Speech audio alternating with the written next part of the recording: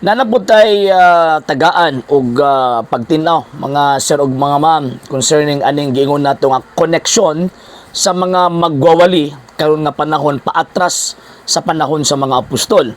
Nga naman kay ang San Pablo mismo nagsulti nga unsaon man pagdawat sa pagtuo kung walay magwali ug unsaon man pagwali kung walay gitawag og pinadala nga magwawali. Sumuti pasabot, pagtulunan sa mga apostoles nga ang teachings na kinahanglan itudlo kadtong teachings nga nadawat from Christ mismo. Mabito ang mga apostol gipadala sa tong Ginoong Jesucristo, di ba? St. Matthew chapter 28 verse 16 hangtod sa gitawag og 20. Ug naa sa saad, ako magauban kaninyo kanunay hangtod sa katapusan sa kalibutan. Sumuti pasabot kung ato ang aninawon pagsakto, giklaro sa balaang kasulatan nga ang magwawali, ang legit and valid nga magwawali, kinahanglan connected sa mga apostol sa duha ka butang. Number one, connected siya by way of authority. Kung bitaw pinandungan sila, di ba? Kung basahon ninyong balaang kasulatan, ang mga apostol pinandungan sa kamot ni Ginoong Jesucristo o ang mga apostol po mismo nagapandong sa ilang mga kamot sa ilahang mga sumusunod. Bitaw si tawag ining Timoteo nga estudyante ni San Pablo, pinandungan to sa kamot. Basahan ng 1 Timothy. Pinandungan to sa kamot. So buti pasabot, kadtong authority mapasa na sa responsable nga nakadawat pog otoridad from Christ mismo. So gikan kang Kristo, nagpandong sa Kristo ang mga apostol, ang iyang mga apostol nagpandong pod sa gitawag og mga disipulos, ang mga disipulos nagpandong hangtod nga karong panahon na sa hinungdan nga dili pwede mawala kining maong magawali og magtutudlo. Mo ato klaro ha. Number one, by way of authority. Authority in the sense nga pinandungan ka, gipadala ka. Kay diha na to ma-determine kung kana bang teachings nga imong gitudlo gikan ba na sa mga apostoles.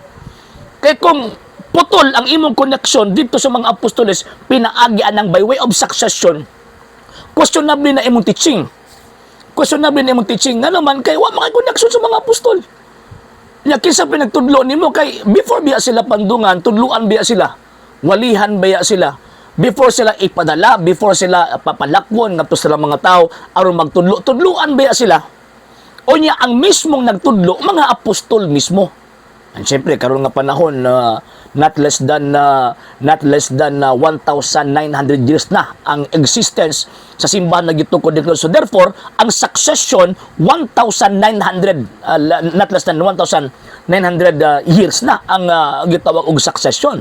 So kung ang imong pundok, ang imong mga magwawali, kanang mga pastoy karon nga nagbitbit og Biblia, nagsugod lang ang ilang pagwali ni abtong 16th, 17th, 18th, 19th century. Nya before on that wala pa existence sa sekta nga ilahang gipasakupan. So buti pasabot bugos na.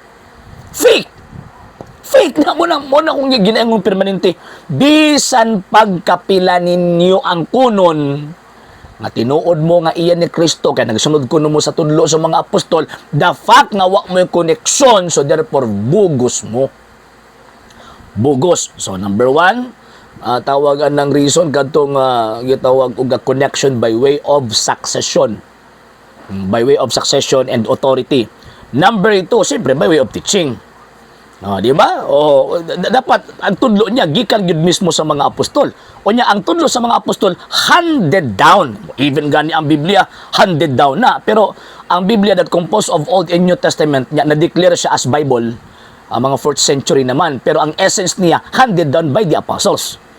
Nga gideklara sa simbahang Katoliko nga kining Biblia sige sulat nga pulong sa Dios. So gidawat na sa mga apostol sa simbahang Katolika gikan sa tudlo sa mga apostol nya. Ang simbahang Katolika igo lang nag-create og formula kay para mailhan na kani nga teaching gikan sa mga apostol.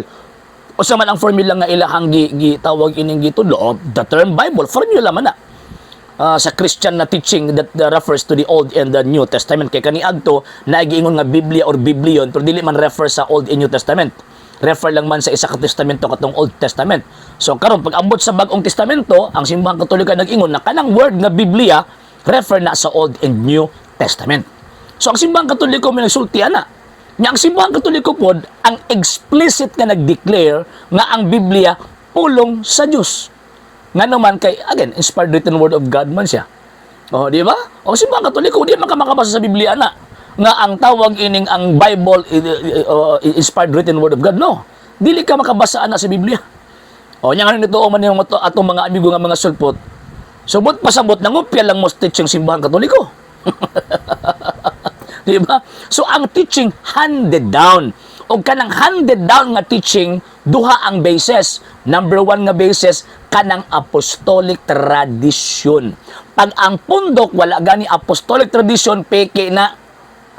Then siyempre ikaduha, scripture, and that scripture gi-interpret na sa simbahang Katoliko that composed of Old and New Testament. Kaya again, sa panahon sa mga apostol, wala nila gina-consider ang ilang mga writings as inspired written word of God. Wala nila gi-consider ang ilang mga writings as part of the scriptures. Nga naman, kaya ang ilang scripture kaniadto ang Old Testament lang man. Ang simbahang Katoliko na ang niingon nga kanang New Testament part na sa sacred scripture. Siyempre, duha mo ng iyang basis. Pero, remember, na ay teacher. Kaya ang mudawat, teacher ba ya? Dili ba libro ang mudawat? Ang mudawat, teacher. Magtutudlo. So, kisa man nga magtutudlo, amo itong gipasahan from the 1st century AD until now. So, kung ka ng pundok kayo mo gipasakupan, nimbuto lang na karong nga panahon, may laman ninyo na nga nimbuto lang karong nga panahon, kaya naman na rehistro. Mamo ni bantay niyo mga sir ha, kini mga nanimati nagtan-aw sa ato ang program, mailhan ninyo nga kanang pundok way koneksyon sa mga apostol kay kanang pundo ka rehistrado. Ya diha sa rehistro gipakita din na ang existence. Anos ang nagsugod, kinsay nagsugod, asa dapit gisugdan. So diha na to makita nga kining pundo ka ang iyang teaching questionable. Bisa pag i-claim nila nga gitudlo nilang tudlo sa mga apostol kay kuno nakasulat kuno sa Biblia, pero the fact nga wa sila connection adtong teachings nga handed down og katong gitawag og otoridad nga katong valid authority to preach. Kung wala sila ana, peke ng maong gitawag sekta ha. Una again ha, bisa pagkapila mo claim, kamilyon mo claim nga kanang inyong sekta iyan ni Kristo, pero wala gani mo anang duha, peke. Unya ang makapasarana ang simbahang Katoliko. Walay lain. Palag na po din sila. Sa hindi pa po nakapag-follow sa mga pages po natin, i-follow nyo po yung mga pages po natin. RJ Horolanciano II TV Apolia Punto Argumento page, Kuya Apologist TV page, and RJ's Vlog 2022. And pwede rin po kayo mag-send po dyan ng Facebook stars. And also, sa ating po mga channels, sa hindi po nakapag-subscribe, subscribe po ninyo yung mga channels natin, The Lay Catholic, Apologist International Official, RJ Sano II TV, Kuya Apologist TV, and Barrio Kawayan Religious Forum. And pwede rin po kayo mag-send po dyan ng super sticker, super chats, and super thanks. And maraming salamat po sa mga kapatid mga Katoliko na ulis pong tumutulong sa programa po natin.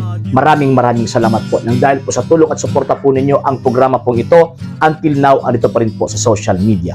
And until now din po, nangangailangan pa rin po tayo sa tulong at suporta po ninyo dahil wala po kami magagawa rito mga sir, mga ma'am, kung wala po yung tulong at suporta po ninyo. Sa gusto pong tumulong, sa gusto pong sumuporta, pwede po ninyong ipadala ang tulong at suporta po ninyo sa pamamagitan po ng ating mga account numbers dyan po sa ating pong screen. And pwede nyo po kaming i-message sa ating pong page kung via remittance po yung ipadala po ninyo. Maraming salamat po in advance.